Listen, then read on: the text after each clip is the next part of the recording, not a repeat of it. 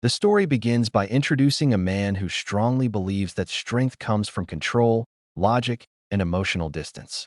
He sees himself as practical, rational, and mentally tougher than those around him. In his worldview, emotions are signs of weakness, and physical discomfort is something people exaggerate to gain sympathy. He prides himself on being realistic and often speaks with confidence, even about things he has never personally experienced. Pregnancy, in particular, is something he openly dismisses. To him, it is a natural biological process, and he believes that anything natural should not be as difficult as people claim. He often says that women overreact to pregnancy symptoms and that pain, mood swings, and exhaustion are mostly excuses rather than real struggles. His opinions are not formed from understanding or observation, but from assumption and ego. In social settings, he casually jokes about pregnant women. He mocks cravings, laughs at emotional sensitivity, and minimizes physical fatigue. His words are delivered with a smile, as if they are harmless jokes, but beneath them lies a deep lack of empathy. He does not intend to hurt anyone, yet he never considers how dismissive and insulting his comments truly are. The woman closest to him hears these remarks often. She listens quietly, choosing silence over argument. Her calm response only strengthens his belief that he is right. He mistakes her silence for agreement, never realizing it is endurance. At this stage of the story, he represents a common mindset, one built on ignorance, privilege, and the belief that understanding is unnecessary when one has never been tested. He stands confident, unaware that life is preparing a lesson that logic alone cannot protect him from. But as time passes, his opinions about pregnancy become louder and more careless. He does not keep his thoughts to himself. Instead, he shares them openly, often turning serious experiences into jokes. In his mind, humor proves intelligence, and sarcasm proves superiority. He laughs when pregnancy is mentioned, shaking his head as if the struggles associated with it are absurd exaggerations. He mocks cravings, calling them childish wants rather than physical needs. He rolls his eyes at mood swings, saying they are nothing more than emotional weakness.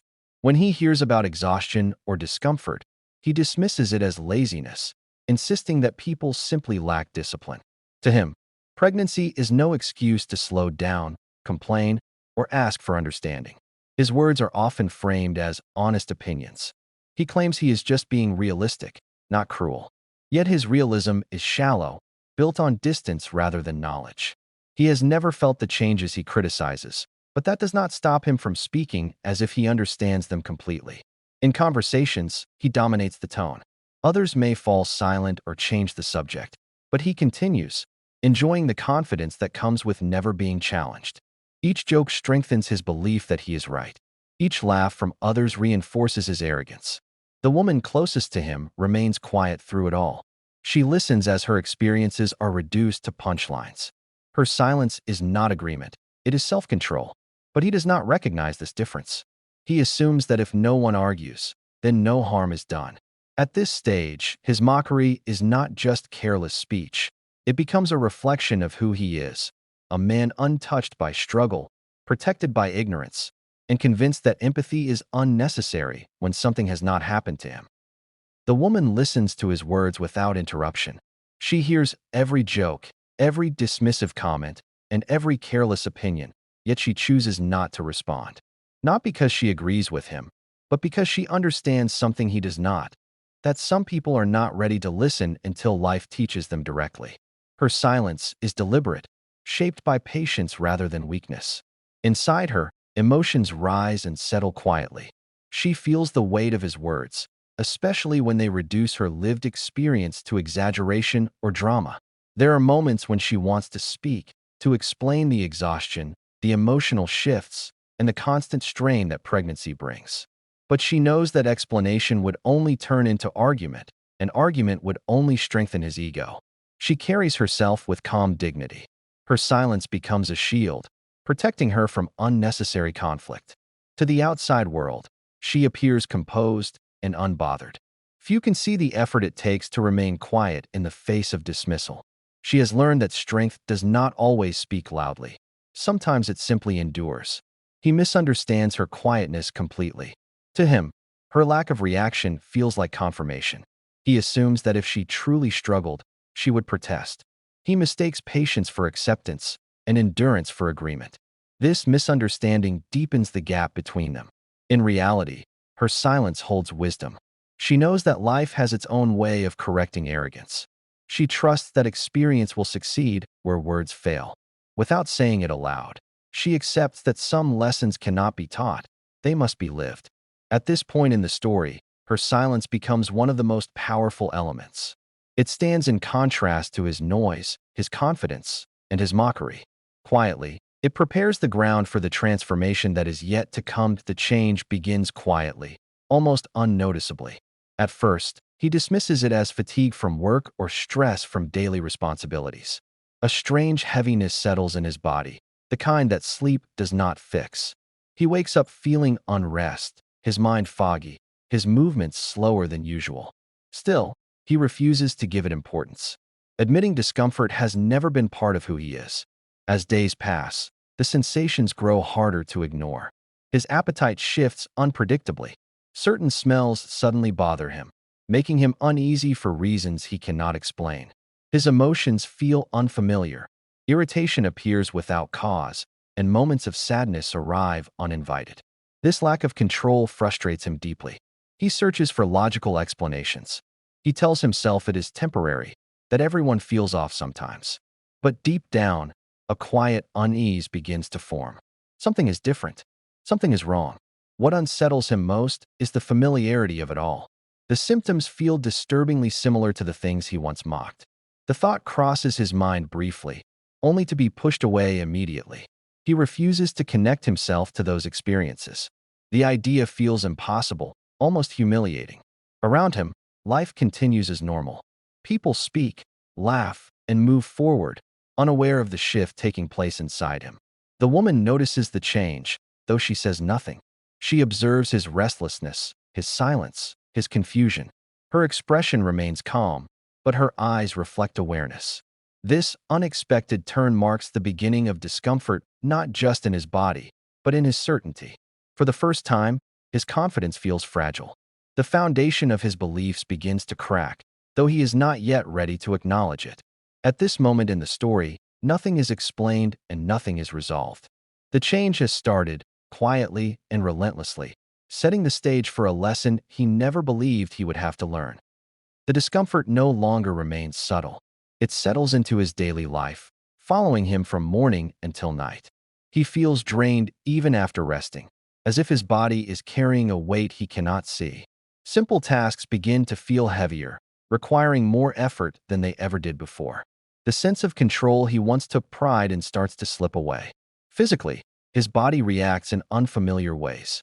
Waves of nausea come without warning, leaving him unsettled and irritated. His appetite becomes unpredictable, sometimes disappearing entirely, other times craving specific foods he never cared for before. These changes confuse him, making him feel disconnected from himself. Emotionally, the shift is even more unsettling. His patience thins quickly. Small inconveniences provoke strong reactions, and moments of calm are interrupted by sudden frustration or sadness. He struggles to understand why his emotions no longer follow logic. The certainty he once relied on no longer applies. What troubles him most is recognition. As he experiences each new discomfort, memories of his past words surface, his jokes, his dismissals, his careless laughter. The symptoms align too closely with the experiences he once minimized. The realization is uncomfortable, not just physically, but mentally. Still, he resists accepting the truth. He tells himself this phase will pass. He refuses to speak about it openly, afraid of how it might sound. Admitting vulnerability feels like surrender. The woman watches quietly. She notices his restlessness, his sudden silences, the way his confidence falters. Yet she offers no commentary, no reminder of his past words. Her silence remains steady, not out of indifference, but out of understanding. This stage marks the first time he truly feels what he once dismissed. It is no longer theoretical or distant. Discomfort becomes personal, undeniable, and deeply unsettling, signaling the beginning of a transformation he can no longer avoid. Despite the growing discomfort, he refuses to accept what is happening to him. Denial becomes his defense. He convinces himself that the symptoms are temporary, caused by stress, poor sleep, or overwork. Accepting anything else would mean confronting his past words, and that thought feels unbearable. Admitting the truth would force him to face his own arrogance. Outwardly, he tries to act normal. He maintains his routine, speaks with forced confidence, and avoids conversations that might expose his struggle. In private, however, his mind is restless. Questions surface late at night when distractions fade. Why does this feel so familiar? Why does logic no longer provide answers? His inner conflict deepens as memories return uninvited. He remembers laughing at complaints, dismissing exhaustion, and labeling emotional changes as weakness. Each memory clashes painfully with his current reality.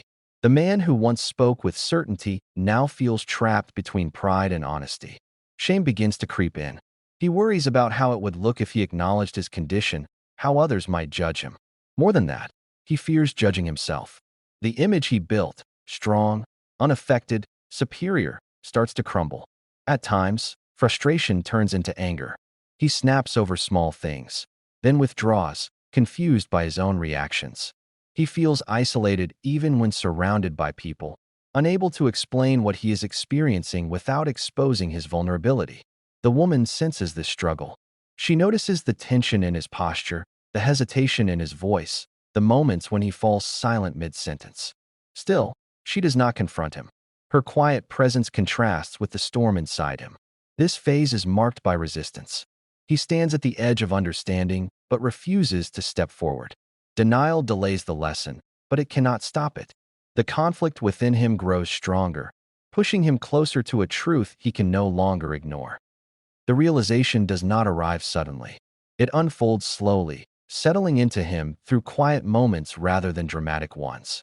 One evening, as he sits alone, exhausted and overwhelmed, the resistance finally weakens. For the first time, he stops searching for excuses and allows himself to observe his experience honestly. He begins connecting the patterns he has been avoiding. The physical strain, the emotional shifts, the loss of control, none of it is random. It mirrors the very struggles he once dismissed so confidently. The resemblance is no longer something he can deny or push away. Recognition brings discomfort, but also clarity. What strikes him most is the depth of it all. He realizes that what he is experiencing goes beyond physical sensations. The emotional weight, the constant mental pressure, the feeling of being misunderstood, these are things he never acknowledged before. Pregnancy, he now understands, is not just about carrying physical changes, but about enduring a continuous emotional and psychological process. With this understanding comes regret. His past words echo differently now. Jokes that once felt harmless reveal themselves as careless and cruel. He sees how easily he spoke without listening, judged without understanding, and laughed without empathy. The image he held of strength begins to change. Strength, he realizes, is not about ignoring pain or remaining unaffected.